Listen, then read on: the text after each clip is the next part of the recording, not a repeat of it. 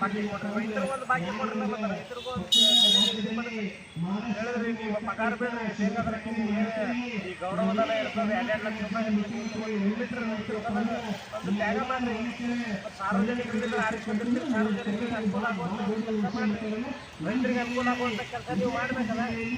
ನೀವು ಅದ್ರ ಬಗ್ಗೆ ದನಿ ಎತ್ತಬೇಕು. ಉಲ್ಟಾ ರೈತರಿಗೆ ವೇಗವಾಗಿ ಮಾತಾಡ್ತಿರೋದ್ರೆ ಅದನ್ನು ರೈತ ಸಮುದಾಯ ಆಗಲಿ ಯಾವುದೇ ಸಾರ್ವಜನಿಕ ಸರ್, ಇದು ಫ್ಯಾಕ್ಟ್ರಿಗೆ ಈಗ ಫ್ಯಾಕ್ಟ್ರಿ ಅವರು 3200 ಬೆಲೆ ಏನೋ ಮಾಡಿದಾರ, ಇದು ಮಾಡಿದಾರೆ. ನೋಡಿ, ರೈತರಿಗೆ ಬೇರೆ ರಾಜ್ಯದಾಗ ಎಷ್ಟು ಕೊಡಕತ್ತಾರ, ಇವತ್ತು 4,000 ರೂಪಾಯಿ 4,500 ರೂಪಾಯಿ ಕೊಡಕತ್ತಾರ. ಏನು 3,500 ರೂಪಾಯಿ ಕೇಳಕತ್ತಾರ. ಫ್ಯಾಕ್ಟ್ರಿ ಅವ್ರ ಕಡೆಯಿಂದ ವಿವಿಧ ಮೂಲಗಳಿಂದ ಸರ್ಕಾರಕ್ಕೆ ಹೋಗ್ತಾ ಇರುವಂಥ ಟ್ಯಾಕ್ಸು 6,000 ಅಂತ ಕೇಳ್ಪಟ್ಟಿವಿ ಸರ್. ಇಲ್ಲ, ಈಗ ಒಬ್ಬ ರೈತ ನಮ್ಮ ವಿಜು ಬಿಸ್ನಾಳ್ ಅಂತಂದು ಇಲ್ಲಿ ಹೊಲಟಿಗೆ ಊರು ರೈತ, ಈಗ ಅವ್ರು ಹೇಳಿದ್ರು ಒಂದು ಕಬ್ಬು ಕಟಾವು ಮಾಡಿ ಕಿಸಿಂದ ಅವ್ರಿಗೆ ನಾವು ಹಾಕಬೇಕಾದ್ರೆ ಫ್ಯಾಕ್ಟ್ರಿ ಅವ್ರಿಗೆ ಕೊಡಬೇಕು. ಆದರೆ ಈಗ ನಮ್ಮ ಅಲ್ಲಿಗೆ ರಾಕು ಮಾತಾಡ್ಬೇಕಾದ್ರೆ ಸೆಕ್ಷನ್ 66ರಲ್ಲಿ ಫ್ಯಾಕ್ಟ್ರಿ ಒಳಗೆ ಕಬ್ಬು 14 ದಿವಸ ಇನ್ನು ಮೇಲ್ಪಟ್ಟವ್ರು ಬಿಲ್ ಇಟ್ಕೊಂಡು ಕುಂದಿರಬಾರ್ದು. 15ನೇ ದಿವಸ ಆಯ್ತಪ್ಪ ಅಂತಂದ್ರೆ ಅದಕ್ಕೆ ನೀವು 15% ಬಡ್ಡಿ ಹಾಕಿ ಬೆಳೆ ಕೊಡಬೇಕಂತೈತಿ.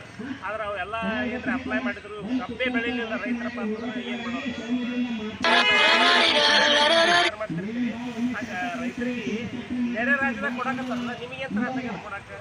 ಈಗ ಆಯ್ತಪ್ಪ ಅದು ಕೊಡಕ್ಕೆ ಬರೋದಿಲ್ಲ, ನಮಗೆ ತೊಂದರೆ ಅದ, ಆರ್ಥಿಕ ಪರಿಸ್ಥಿತಿ ಹೇಳ್ರಿ.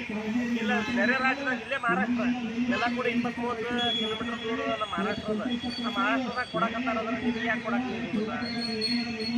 ಸರ್? ಎಷ್ಟೋ ರೈತರು ಹೆದ್ದಾರಿ ಬಂದ್ ಮಾಡಿ ತಮ್ಮ ಆಕ್ರೋಶವನ್ನು ಇವತ್ತು ವ್ಯಕ್ತಪಡಿಸಿ ಹೋಗಿದ್ದಾರೆ. ಅವ್ರ ಬಗ್ಗೆ ಸರ್, ಇನ್ನೂ ಉಗ್ರ ಸ್ವರೂಪ ತಗೋತದ. ಈ ಏನರ ರೈತರ ಬೇಡಿಕೆಗೆ ಸ್ಪಂದಿಸ್ತಿಲ್ಲಪ್ಪ ಅಂತಂದ್ರೆ ಇನ್ನೂ ಉಗ್ರ ಹೋರಾಟ ಆಗ್ತದೆ.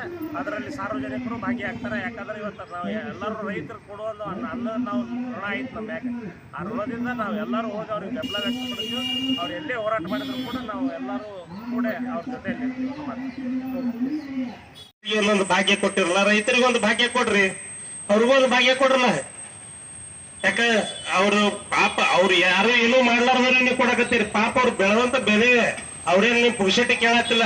ಪುಕ್ಷಟೆ ಭಾಗ್ಯ ಕೊಡ್ರಿ, ನಮ್ಗೆ ಏನು ಕೊಡ್ರತ್ತಂದ ಅವ್ರು ಬೆಳೆದಂತ ಬೆಳೆ ಅವ್ರು ನಿಗದಿತ ಬೆಲೆ ಕೇಳಾಕತ್ತಾರ. ಅದಕ್ಕೆ ಕೊಡುವಂತ ಒಂದು ಕೆಲಸ ಮಾಡಬೇಕು.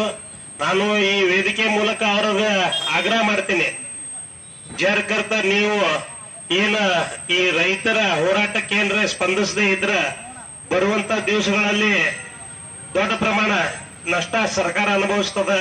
ಬರುವಂತ ದಿವಸಗಳಲ್ಲಿ ಸಜ್ಜನ ಸರ್ಕಾರ ಹೇಳಿದ್ರು, ನೀವು ನಿಮ್ ಕಡೆ ನೀರ್ಲಿಲ್ಲಪ್ಪ ಅಂದ್ರೆ ರಾಜೀನಾಮೆ ಕೊಟ್ಟು ಹೋರಿ, ರಾಜೀನಾಮೆ ಕೊಟ್ಟು ಹೋರಿ ನಿಮ್ಮ ಮನೆಗೆ. ಅದೆಲ್ಲ ನೀಗಿಸುವಂತ ಶಕ್ತಿ ರೈತರಲ್ಲಿ ಐತೆ ಅನ್ನೋ ಮಾತನ್ನು ಈ ಸಂದರ್ಭದಲ್ಲಿ ಹೇಳಿ ನಾನು ಹೆಚ್ಚಿಗೆ ಮಾತನಾಡದೆ, ಇನ್ನು ಈ ಹೋರಾಟ ಇನ್ನ ಉಗ್ರ ರೂಪ ತಾಳ್ತದ. ಸಾಕಷ್ಟು ಮಾಡಾಕ ಕೆಲಸದ ನಿಮಗೆ ಬಿಟ್ಟು ಬೇರೆ ಬೇರೆ ಮಾಡ್ಕೊತ ಹೊಂಟಿರಿ. ಆ ರೈತರಿಗೆ ಸ್ಪಂದಿಸೋದು ಬಿಟ್ಟು ಏನಾರ ಒಂದೊಂದು ಉಪದ್ಯಾಪಿತನ ಮಾಡ್ಕೋತ ಸರ್ಕಾರ ಹೊಂಟದ, ಅದು ಸರಿಯಲ್ಲ. ಬರುವಂತ ದಿವಸಗಳಲ್ಲಿ ನಾನು ಎಚ್ಚರಿಕೆ ಕೊಡ್ತೀನಿ, ಮುಂಬರುವ ದಿನಗಳಲ್ಲಿ ಈ ಹೋರಾಟ ಉಗ್ರ ಸ್ವರೂಪ ತಗೋತಪ್ಪ ಅಂತಂದ್ರ ನಿಮ್ಮ ನಿಧಿ ಕೆಡ್ತದ ಮತ್ತು ಸರ್ಕಾರ ಬೀಳ್ತದ. ಬಹಳ ಹೆಚ್ಚಿಗೆ ನಾನು ಹೇಳದೆ, ಇನ್ನು ಸಾಕಷ್ಟು ಹಿರಿಯರು ಮಾತನಾಡೋದಾರ. ಈ ಒಂದು ವೇದಿಕೆ ಮೂಲಕ ನಾನು ನಮ್ಮ ರಾಮನವಮಿ ಉತ್ಸವ ಸಮಿತಿ ಹಾಗೂ ಎಲ್ಲ ಯುವಕರ ಘಟಕದಿಂದ ನಿಮಗೆ ಈ ಹೋರಾಟ ಮುಗಿಯುವವರಿಗೆ ಸಂಪೂರ್ಣ ಬೆಂಬಲವಾಗಿ ನಾವು ಎದಕ್ಕೆ ಕರೆದ್ರಪ್ಪ ಅಂತಂದ್ರು, ಇವತ್ತು ಹೋರಾಟ ಕುದುರೆ ಹಿಡ್ಕೊಂಡು ಕಲ್ಲು ಹೋಗಿದ್ದು ಹಿಡ್ಕೊಂಡು ಬೆಂಕಿ ಹಚ್ಚಾಕ್ ಕರೀರಿ ಬರ್ತೀವಿ ಒಟ್ಟರು ಕೂಡ ತಮ್ಮ ಮಾತನ್ನು ಈ ಸಂದರ್ಭದಲ್ಲಿ ಹೇಳ್ತೇನೆ. ಜಿಲ್ಲೆಗಳಲ್ಲಿ ಪ್ರತಿಭಟನೆ ಮಾಡಿ ಬೀದಿಗೆ ಇಳಿದಿದ್ದಾರೆ. ಯಾಕಂದ್ರೆ ಮಾನ್ಯ ಸಿದ್ದರಾಮಯ್ಯ ಸಾಹೇಬ್ರ ಮೇಲೆ ನಮ್ಗೆ ಇನ್ನೂ ಭರವಸೆ ಐತಿ. ಯಾಕಂದ್ರೆ ಈಗಾಗಲೇ ಮೀಟಿಂಗ್ ತಗೊಂಡಿದ್ದಾರೆ. ಯಾಕಂದ್ರೆ ನಾವು ರೈತರು ಏನಪ್ಪಾ ಅಂತಂದ್ರೆ ಭಿಕ್ಷೆ ಅಂತ ನಾವು ಕೇಳಾಕತ್ತಿಲ್ಲ. ನಿಮಗ ಹೊಟ್ಟಿಗೆ ಅನ್ನ ಹಾಕಿ ಬದುಕ್ತಕ್ಕಂತ ರೈತ ಬೆಳೆದಿರ್ತಕ್ಕಂತ ಬೆಲೆ, ಕಬ್ಬಿನ ಬೆಲೆ 3,500 ಕನಿಷ್ಠ ಇದು ನಮ್ಗೆ ಅಲ್ಲದು. ಆದ್ರೂ ಕೂಡ ನಾವು ಅವ್ರಿಗೆ ಗಡುವು ಕೊಟ್ಟಿವಿ. ಏನಾದ್ರೂ ಇವತ್ತು ನಿರ್ಣಯ ಆಗದೆ ಹೋದ್ರ ನಾಳಿನ ದಿನ ರಾಷ್ಟ್ರೀಯ ಹೆದ್ದಾರಿಯನ್ನ ಇಡೀ ಜಿಲ್ಲೆಯಲ್ಲಿ ಎಲ್ಲಾ ಸಂಘಟನೆಗಳು ಸಪೋರ್ಟ್ ಮಾಡಿದಾರ, ಸ್ವಾಮಿಗಳು ಸಪೋರ್ಟ್ ಮಾಡಿದಾರ, ಎಲ್ಲರ ನೇತೃತ್ವದಾಗ ಮಾಡ್ತೀವಿ. ಇದೀಗ ತಾನೇ ತಮ್ಮ ಬೆಂಬಲವನ್ನ ಸೂಚಿಸಬೇಕಾಗಿ ಧನ್ಯವಾದಗಳು. ಈ ಸಭೆಯನ್ನು ಉದ್ದೇಶಿಸಿ ರಾಘವಣ್ಣ ಅನ್ನಿಗೇರಿ ಅವರು ಒಂದೆರಡು ಮಾತನ್ನ ಹೇಳ್ಬೇಕಂತೇಳಿ.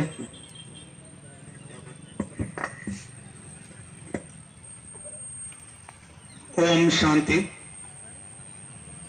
ನಿರಾಕಾರ ಶಿವ ಪರಮಾತ್ಮನನ್ನು ಮನದಲ್ಲಿ ನೆನೆಯುತ್ತಾ ನಡೆದಾಡುವ ದೇವರು ಪೂಜ್ಯ ಸಿದ್ದೇಶ್ವರ ಮಹಾಸ್ವಾಮಿಗಳನ್ನು ಕೂಡ ಮನದಲ್ಲಿ ನೆನೆಯುತ್ತಾ, ಇವತ್ತು ಬಹಳ ನೋವಿನ ಸಂಗತಿ. ಅನ್ನದಾತ 9ನೇ ದಿನ ರಸ್ತೆಯ ಮೇಲೆ ಕುಳಿತು ಪ್ರತಿಭಟನೆ ಮಾಡುವಂತ ದಿನ ಬಂತಲ್ಲ ಅನ್ನೋದಕ್ಕೆ ಇವತ್ತು ನೋವಿನಿಂದ ಈ ಪ್ರತಿಭಟನೆಯಲ್ಲಿ ನಾವೆಲ್ಲಾ ಮುಖಂಡರು ಭಾಗಿಯಾಗಿದ್ದೀವಿ. ಇದಕ್ಕೆ ತಾನೇ ಉಮೇಶ್ ವಂದಾಲ್ ಅವರು ಮಾರ್ಮಿಕವಾಗಿ ತಮ್ಮ ವಿಚಾರಗಳನ್ನು ವ್ಯಕ್ತಪಡಿಸಿದರು. ನಮ್ಮ ಸಾಕಷ್ಟು ರೈತ ಮುಖಂಡರು ಹಾಗೂ ರೈತಾಪಿ ವರ್ಗ ಇಲ್ಲಿದೆ. ಏನು FRP ರಾಜ್ಯ ಸರ್ಕಾರ ಕೇಳಿದ್ರೆ ಕೇಂದ್ರ ಕಡೆ ಬಟ್ಟು ಮಾಡ್ತದ, ಕೇಂದ್ರದವ್ರನ್ನ ಕೇಳಿದ್ರೆ ನಾವು ಈಗಾಗಲೇ FRP ಘೋಷಣೆ ಮಾಡಿದ್ದೇವೆ ಅಂತ ಹೇಳಿ ರಾಜ್ಯ ಸರ್ಕಾರದವ್ರನ್ನ ತೋರಿಸ್ತಾರೆ. ಫೇರ್ ರಿಮ್ಯುನರೇಷನ್ ಪ್ರೈಸ್, ನ್ಯಾಯಯುತ ಲಾಭದಾಯಕ ಬೇಡಿಕೆಯನ್ನು ಈಡೇರಿಸುವುದೇ FRP. ಈ FRP ಘೋಷಣೆ ಆದ ನಂತರ ಎಷ್ಟು ರೈತರಿಗೆ ಅನುಕೂಲ ಆಗ್ಯದ ಅನ್ನೋದು ಯಕ್ಷ ಪ್ರಶ್ನೆ ಆಗಿದೆ.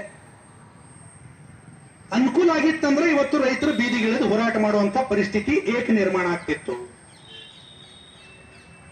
ನಾವು ಇದರಲ್ಲಿ ಯಾವುದೇ ರಾಜಕೀಯ ಬೆಳೆಸ್ಲಿಕ್ಕೆ ಹೋಗಂಗಿಲ್ಲ. ಯಾವುದೇ ಪಕ್ಷದ ಪರನೋ ವಿರೋಧ ಮಾತಾಡ್ಲಿಕ್ಕೆ ನಾವು ಇಲ್ಲಿ ಯಾರು ಮುಖಂಡರು ಬಂದಿಲ್ಲ. ರೈತರ ಪರವಾಗಿ ನಾವು ಇಲ್ಲಿ ಬೆಂಬಲ ಕೊಡ್ಲಿಕ್ಕೆ ಬಂದಿದ್ದೀವಿ. ಹಾಗಿದ್ರೆ ಈ ಬೆಂಬಲ ಇಷ್ಟಕ್ಕೆ ಸಾಕೇನೋ? ನಿಜವಾಗ್ಲೂ ರೈತರಿಗೆ ಇವತ್ತು ಎಷ್ಟು ಹಣ ಸಿಗಬಹುದಾಗಿತ್ತು ಒಂದು ಟನ್ನಿಗೆ? ದಯಮಾಡಿ ಇಲ್ಲಿ ಕೂತಂತ ರೈತರ ಅನ್ಯತಾ ಭಾವಿಸಬಾರದು. ಎಲ್ಲೋ ನಾವು ಎಡವಿದೇವಿ ಅಂತ ಅನ್ನಿಸ್ಲಿಕ್ಕೆ 3,500 ಅಲ್ಲ 4,500 ಕೇಳಿದ್ರೆ ಸರ್ಕಾರ ಹಾದಿಗೆ ಬರ್ತಿತ್ತು.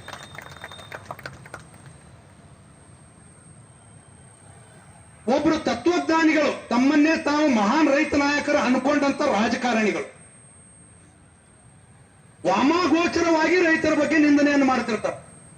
ಅಂತ ರಾಜಕಾರಣಿಗಳಿಗೆ ಹೇಳಿಕ್ಕೆ ಇಚ್ಛೆ ಪಡ್ತೀನಿ ನಾವು. ಹಂಗಿದ್ರೆ ನೀವು ಶುಗರ್ ಫ್ಯಾಕ್ಟರಿ ಯಾಕೆ ಮಾಡಿದ್ರಪ್ಪ? ಒಂದಲ್ಲ ಎರಡಲ್ಲ, ಹಂಗೆ ಮೇಲೆ ಮೇಲೆ ಹೆಚ್ಚು ಮಾಡ್ಕೋದುಂಟ್ರಿ ಶುಗರ್ ಫ್ಯಾಕ್ಟರಿ.